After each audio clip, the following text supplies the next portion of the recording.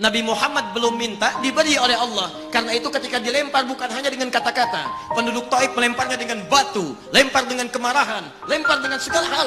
Apa kata Nabi? Karena alam nashrah laka sadrak, kata Nabi, ya Rabb. Ketika dua malaikat penjaga bukit mengatakan, angkat tanganmu Muhammad, mud yadaika ilas sabat, angkat tanganmu ke langit dan mohonkan kepada Allah supaya kami angkat gunung Taif untuk menghimpit mereka yang tidak punya sopan santun itu. Murka malaikat. Bagaimana Rasulnya dilempar dengan batu, berdarah menetes, bentengnya Zaid bin Thabit luar biasa, tidak mampu menghalanginya. Apa yang terjadi? Nabi, alam nashrah laka sadrak, kalimat mulia mengalir di lisannya. La, mohon jangan lakukan itu. Fa innahum qaumun la ya'lamun. Mereka hanya belum mengetahui saja. Saya bermohon kepada Allah, kelak di bumi Taif ini akan nampak laki-laki, perempuan, besar, kecil, tua, muda yang akan mengatakan beriman kepada Allah dan Rasulnya. Lalu lantas beliau berkata kepada Allah dengan kalimat yang mengalir syahdu, dengan darah yang masih mengucur, dengan kalimat yang berbalas kepada Allah, ila man takiluni am ila ba'idin yu'limuni a ila qaribin yu'dhini fa ana radin ya Rabb ma lam taghdab alayya la hawla wa la quwwata illa billah. Ilahi, duhai Allah, ila man takiluni, setelah dari sini yang saya dilempari, saya dihujat, kemana lagi kau akan antarkan saya? A'ila qaribin yu'dhini, apakah ke tempat yang dekat dari sini dan saya akan disakiti lagi? Am ila ba'idin yu'limuni, atau tempatnya masih jauh yang harus saya tempuh, tapi di tempat itu saya akan dihinakan lagi. Ana radin, saya ridha ya Allah, malam taghdab alayya, sepanjang engkau yang tidak murka kepada saya. Alam nashrah laka sadrak. Manusia melempari, radin. Manusia menghujat, radin. Malam taghdab alayya, sepanjang kau tidak murka kepada saya. Muhammad sallallahu alaihi wasallam. Musa berkata, wa yassir li amri, ringankan urusanku. Muhammad sallallahu alaihi wasallam dengan segala kemuliaannya turun ayat, wa nuyassiruka lil yusra. Wa nuyassiruka lil yusra. Karena itu Nabi Rasul dulu mukjizat tampak di depan mata. Ada yang menghidupkan orang mati dengan menyebut kalimat Allah biiznillah, biiznillah. Sampai maaf teman-teman sekalian, mukjizatnya ada, Rasulnya ada, di hadapannya Allah mau dicari dan dibunuh juga. Muhammad sallallahu alaihi wasallam, wa nuyassiruka lil yusra. Tidak banyak mukjizat seperti nabi-nabi dahulu dengan turunnya satu mukjizat beriman kepada beliau sallallahu alaihi wasallam, bahkan nyaris orang-orang yang tidak pernah melihatnya. Lihat umat masa lalu, kaumnya Musa, Musanya kelihatan, mukjizatnya bagus, tongkat dilempar jadi ular, tongkat dipukulkan ke batu, keluar 12 mata air. Quran surah kedua ayat ke-60. Apa yang terjadi? Umatnya masih belum mau beriman juga. Nabi Isa alaihissalam masih kelihatan, orangnya ada, nabinya ada, mukjizatnya ada, rasulnya ada, lipat luar biasa, mukjizatnya luar biasa, istimewa. Tapi apa yang terjadi? Dicari-cari nabinya mau dibunuh, belum beriman juga. Muhammad SAW spesial. Perhatikan, kalau orangnya kelihatan Anda yakin, Anda beriman, itu wajar. Muhammad SAW, ada orang yang tidak pernah melihatnya, tidak pernah menatapnya, mimpi pun belum tentu berjumpa dengannya, tapi mau beriman kepada Muhammad SAW. Antum pernah melihat Nabi SAW, berjumpa dengan Nabi SAW? Maka beruntunglah antum, karena orang-orang yang beriman kepada Nabi SAW tanpa pernah melihatnya, itulah orang yang disebut oleh Nabi SAW sangat dirindukan oleh beliau.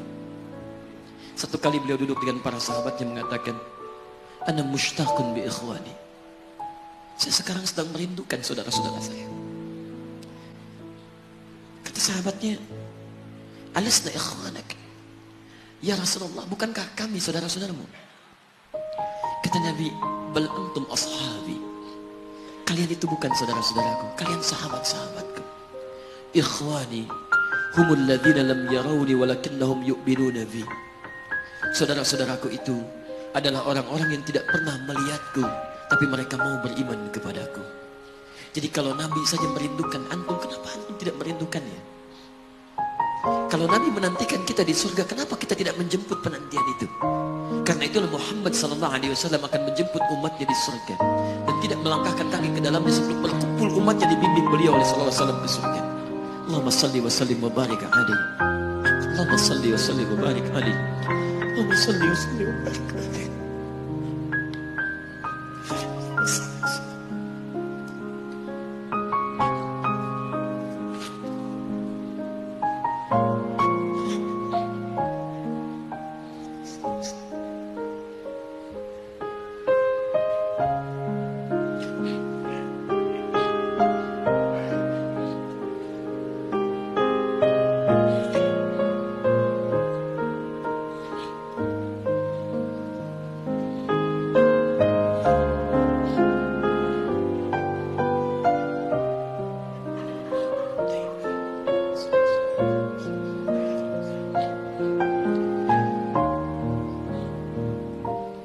Maka diturunkanlah kemudian hudan yang terakhir.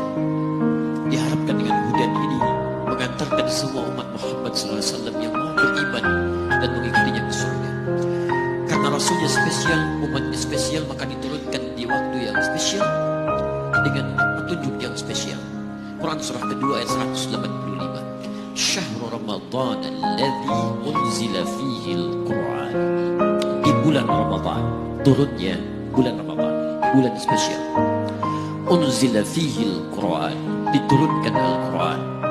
Apa fungsi Al-Quran itu? Ternyata bukan bacaan biasa, bukan koleksi yang Anda simpan di pinggir-pinggir masjid atau terletak di atas-atas dipan di rumah Anda.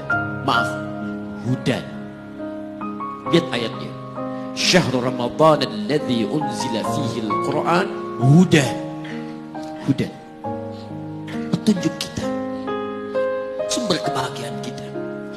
Sumber ketenangan kita. Sumber capaian terbaik alam kubur kita. Dan petunjuk yang akan mengantarkan kita ke surga. Dan hebatnya, kalau yang umat-umat dulu itu terbatas sifatnya, tidak pernah disebutkan linnas. Suhuf Ibrahim wa Musa.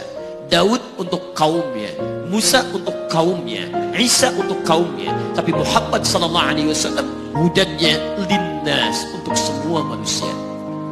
Jadi tawaran Quran, Allah menginginkan semua manusia yang kembali ke surga.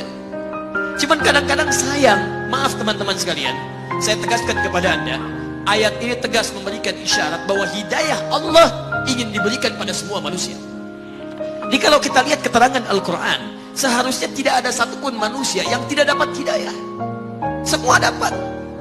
Cuman masalahnya, ada orang yang diberikan tapi dia tidak mau mengambilnya. Ini masalahnya. Hidayah itu bukan persoalan mendapatkan atau tidak. Persoalannya ketika Allah berikan, Anda mau ngambil atau tidak. Itu masalahnya.